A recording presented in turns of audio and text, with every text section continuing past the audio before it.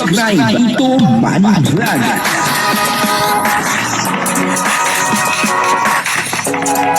Payagan po si Tito Manny Vlog na mag-reactor para pambiling gamot sa kanya pong karamdaman. Grabe na naman po ang init, sobrang init na naman po ngayon. Yung mga nakaraan ay talagang umuulan na Pero ngayon ay talagang sobrang init na naman po. Kaya ito, nakasando-sando na naman po tayo. Dito po ay may pag-uusapan po tayo, tungkol po dito sa sinabi ni Kalingap Mikoy na talagang miss na niya. Grabe, sino po ba itong tinutukoy dito ni Kalingap Mikoy na miss na niya? Papanoorin po natin yung video at alamin po natin kung sino itong tinutukoy ni Kalingap Mikoy na talagang miss na niya. Pero bago po yan, siyempre ako muna po yung mga bati sa inyo lahat ng magandang umaga, magandang tanghali at magandang gabi sa inyong lahat mga kapatid.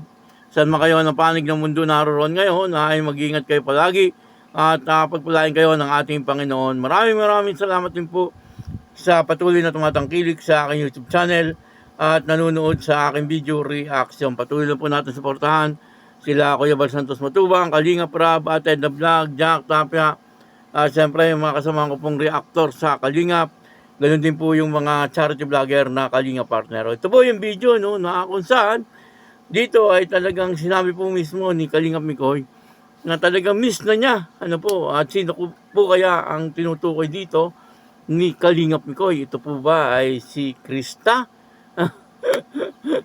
Papanoorin po natin yung video at alamin natin kung sino ang tinutukoy dito ni Kalingap Mikoy. Ito, panoorin po natin yung video at ang kabuuan po ng video ito ay mapapanood po natin sa YouTube channel ni Kalingap Mikoy. Ayan supportahan po natin Kalingap Mikoy.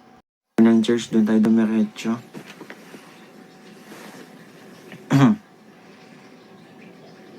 Mary Ann, Mary Ann Iko. Sana mag-reunion kayo magkakapatid para mas lang. Actually, nag-reunion po kami yearly po. Yung iba mga umuwi galing sa malalayo, sa ibang bansa. So, nakakasama ko naman po yung mga kapatid ko, yung mga half brother, half sister ko po.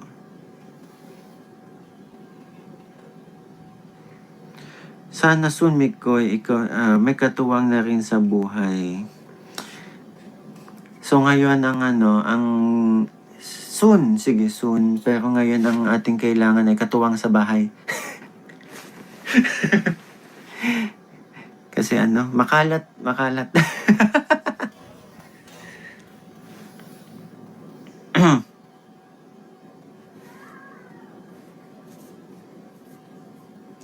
Nicanor Dogyoan, hello, shoutout po from Butuan City, Mindanao. Nakakamiss naman yung brother mo. Napakabait niya katulad mo para mahiyain. Opo, mahiyain. Bait nga.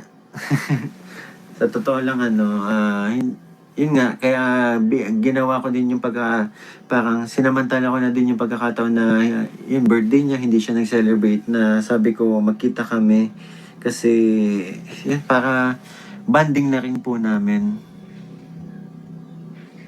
Nakakamiss sa Chris. Naku, hindi lang po kayang nakakamiss. Maging ako po.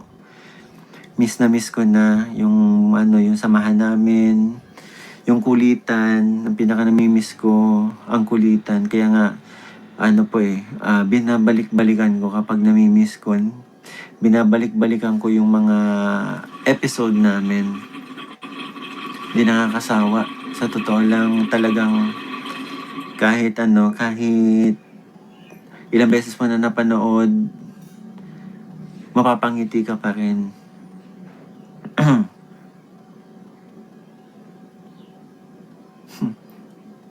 Kaloka, kasambahay pa lang.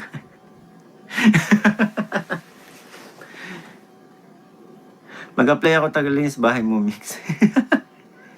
Naku, stay out lang. Wala kayong tutulugan dito. Dalawa lang ang kwarto Tigisa kami ni Mama. Thank you so much, Kuy. Sabi ni Mira. Yan po, ito ay live ni Kalingap Mikoy. Kung gusto niyo pong mapanood ng buong buo ang video ito, ay puntahan nyo lang po yung YouTube channel ni Kalingap Mikoy. Supportahan po natin Kalingap Mikoy, at sa ngayon po ay talagang siya ay busy sa pagtulong. Ano po, yung panonood natin ng kanyang video na hindi po natin ini-skip yung ads, ay napakalaking tulong na po nun kay Kalingap Mikoy. Ano po, at nakikita po natin na talagang isinasa puso ni Kalingap Mikoy yung kanyang pagiging charity vlogger.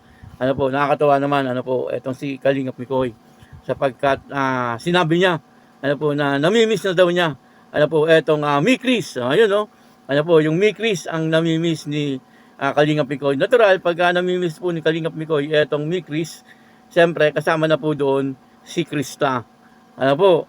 At sabi nga po ni Kalingap Mikoy ay lagi daw po niyang binabalik-balikan yung mga video nila ni Krista. Ay ibig sabihin ay talagang namimiss ni Kalingap Mikoy etong si Krista at ang Mikris. Hindi lang naman si Kalingap Mikoy ang nakakamiss sa Mikris. Marami yung mga supporters ng Mikris. Sabi nga nila ay sana nga daw po ay ibalik itong Mikris at handa daw po silang maghintay sa loob ng 2 taon. Ngayon ay siguro wala ng 2 taon. Basta wag lang daw po i-love team sa iba etong dalawa. Ibig sabihin ay sa ngayon ay mananatili munang walang ka-love team. Pagdating po ng 18 years old na si Krista ay ibalik yung Mikris. Parang ganoon yung ibig sabihin ng mga supporters ng Mikris. Talagang ayaw nila na merong ka-love team etong si Krista. One time ay nag-reaction po ako na may nakilalang kaibigan etong si Krista. Marami po ang marami po ang namba sa akin noon. Sabi nila sa akin ay di daw pwedeng i-partner sa iba etong si Krista. Nung patay po si Tatay Robin, di ba, meron po doong isang pogi na katulong ni Krista na naglilinis. Doon sa lamesa. Binigyan ko po ng reaction yun. Sabi ko may bagong kaibigan etong si Krista na pogi. Ay talagang marami po nagalit. Binas po ako ng mga supporters ni Krista at ni Kalingap Mikoy. Sabi nila hindi daw pwede. Dapat kung sakali magkakaroon ng love team etong si Krista at Kalingap Mikoy ay sila uli pong dalawa. Yun po ang gusto nila mangyari. Grabe po talaga nga naman. Etong mga supporters ng Mikris ay talagang handang maghintay. 2 taon. Ang kanilang ipaghihintay, medyo matagal-tagal po yun. Ay sa loob po ng 2 taon, baka pagdating ng 2 taon na hindi pa po mangyari na maging magka-love team etong dalawa. Siyempre, lumilipas po ang mga araw at panahon hindi po natin alam kung ano po yung mangyayari. Siyempre, sa mga darating na araw, baka mamaya po may manligaw kay Krista. Ito naman po example lang. At magustuhan ni Krista. Paano na si Kalingap Mikoy? O kaya naman si Kalingap Mikoy naman po manligaw. At may magustuhan ng iba etong si Kalingap Mikoy. Kaya maganda po ay wag po tayong umasa. Wag po nating asahan masyado. Bagamat ang gusto po natin ay talagang silang dalawa ang magiging magkatuluyan o magiging magka-love team pagdating ng panahon. Sa loob ng 2 taon. Ay wag po natin masyadong asahan.